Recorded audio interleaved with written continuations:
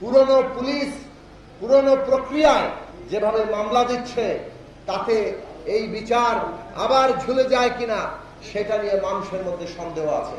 এই সরকার এখনো পর্যন্ত যেভাবে এই আত্মাহুতির যে মর্যাদা প্রতিষ্ঠিত হতে এই দেশে দেখার কথা সেটা দেখছেন না। এইটা অন্তর্বর্তী সরকারকে বুঝতে হবে। এই শহীদের জাতীয় বীরের মর্যাদা এবং আমাদের আগামী প্রজন্মের সামনে তাদের যে গৌরব, যে ওই অসাধারণ মানবিক মুহূর্ত তারা তৈরি করেছেন, জাতির প্রয়োজনে সমস্ত জনগোষ্ঠীর সম্মান যখন ভুলণ্ঠিত তখন তারা গুলির সামনে নিজেদেরকে দাঁড় করিয়ে সেই সম্মান জীবন উৎসর্গ করে সেই সম্মান রক্ষার জন্য লড়াই করেছেন। এর চাইতে অধিকতর কোনো মানবিক মুহূর্ত হতে পারে না। সেই জায়গাটা আমাদের সামনে প্রতিষ্ঠিত হওয়া দরকার। তাদের প্রত্যেক পরিবারের দায়িত্ব নেওয়া দরকার। এইটাই সরকারের একেবারে অগ্রাধিকার কাজ। আহতদের নিয়ে যা হচ্ছে, চিকিৎসা ব্যবস্থার ভয়াবহতা আমরা জানি, কিন্তু আমাদের আহত সৈনিকদের যারা এই লড়াইয়ের যোদ্ধা তাদেরকে এখনো পর্যন্ত এই চিকিৎসা ব্যবস্থার ভয়াবহতার কাহিনী বর্ণনা করতে হবে, এইটা কোনো অজুহাতেই আমরা সহ্য করতে পারি না। অতএব সরকারের সমস্ত শক্তি দিয়ে এই আহত লড়াকু যোদ্ধাদের পাশে দাঁড়ানো, তাদের চিকিৎসার সমস্ত দায়িত্ব গ্রহণ করা এবং সেই জায়গাটি নিশ্চিত করা এই সরকারের কাজ। আমাদের এখানে আমরা বলেছি যে বিচার প্রক্রিয়া হতেই যথার্থভাবে হতে হবে, ন্যায় বিচার চাই এবং সেই ন্যায় বিচারের স্বার্থে এই জুলাই আগস্ট হত্যাকাণ্ড এবং গত 15 বছরের হত্যাকাণ্ড, গুম খুন সমস্ত তাদের অপরাধের বিচার হতে হবে এবং সেই বিচার হওয়ার জন্য যে গুণগত পরিবর্তন দরকার, মামলা, তদন্ত, বিচার প্রক্রিয়া সমস্ত কিছুতে ভিন্ন জায়গা আসা দরকার। পুরনো পুলিশ পুরনো প্রক্রিয়ায় যেভাবে মামলা দিচ্ছে তাতে এই বিচার আবার ঝুলে যায় কিনা সেটা নিয়ে মানুষের মধ্যে সন্দেহ আছে। কাজেই পুরো বিচার প্রক্রিয়া, তার তদন্ত, তার মামলা সবকিছুর মধ্যে যে গুণগত পরিবর্তন সেটা মানুষ আশা করে। তারপরে দ্রব্যমূল্য হুহু করে এখনো বাড়ছে। আমরা দেখছি কিছু পদক্ষেপ নিয়েছে সরকার, এই পদক্ষেপ আরো জোরদার করতে হবে।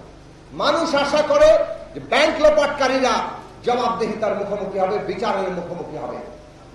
ব্যাংক যদি আপনি রক্ষা করতে না পারেন, অর্থনৈতিক সংকট যেটা এখনো চলছে সেটা একটা ভয়ঙ্কর রূপ নিতে পারে।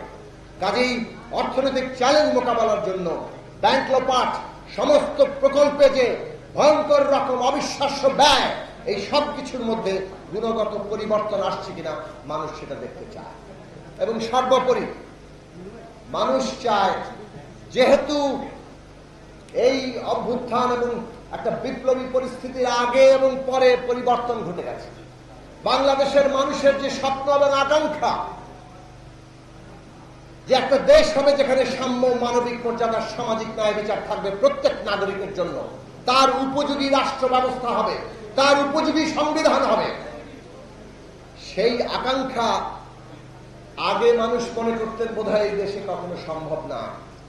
কিন্তু জুলাই আগস্টের গণ অভ্যুত্থান এবং বিপ্লবী সম্ভাবনা মানুষের মধ্যে আবার নতুন করে স্বপ্ন দেখিয়েছে যে বাংলাদেশে এই পরিবর্তন সম্ভব এবং এই পরিবর্তন করার জন্য আমাদের একটা যথাযথ রাজনৈতিক প্রক্রিয়া দরকার। কিভাবে রাষ্ট্র সংবিধান গণতান্ত্রিক হবে, কিভাবে তার রূপান্তর ঘটানো যাবে, সেইটা আমাদের আলাপ আলোচনা দরকার। পরিষ্কার করে আমরা একটা জিনিস বলতে চাই, আমরা অনেকেই বলছি সেকেন্ড রিপাবলিক, নতুন রাষ্ট্র, কিন্তু নতুন তো আকাশ থেকে পড়ে না, তা পুরনোকেই আবার নতুন করে তুলতে হয়। তাহলে আমরা যে বাংলাদেশ রাষ্ট্রের পতন হয়েছে ৭১ সালে যুদ্ধের মধ্য দিয়ে, ৭২ সালের সংবিধানের মধ্য দিয়ে, এই রাষ্ট্র বাংলাদেশের জনগণের আকাঙ্ক্ষার বিপরীতে হেঁটেছে। সে কারণে আমরা বলছি নতুন রিপাবলিক দরকার, নতুন রাষ্ট্র দরকার। কিন্তু সেই রাষ্ট্র কি রাষ্ট্র? স্পষ্ট করে আমরা বলতে চাই, ছাত্র জনতার আকাঙ্ক্ষা এই রাষ্ট্র হবে গণতান্ত্রিক রাষ্ট্র।